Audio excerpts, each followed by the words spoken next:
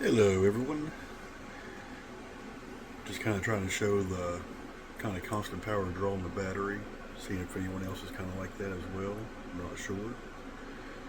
It doesn't say consistent, it's constantly up and down, but there's a constant draw at the same time there. That is consistent. It'll go down like 5 watts.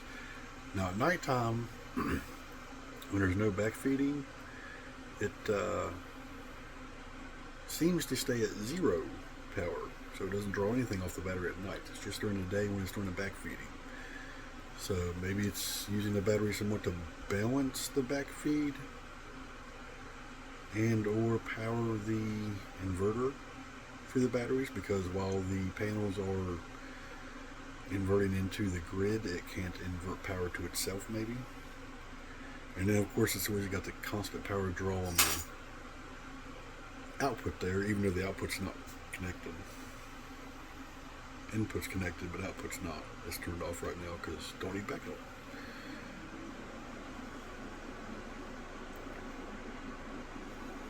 But yeah, so I'm just trying to see what your all's thoughts are. What do you think?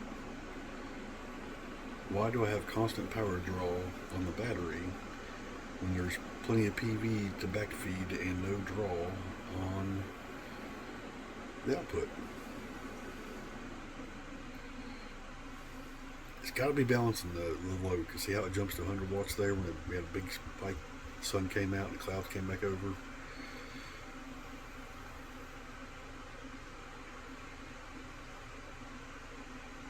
Not sure. Confirmation bias. It seems like that's what it is.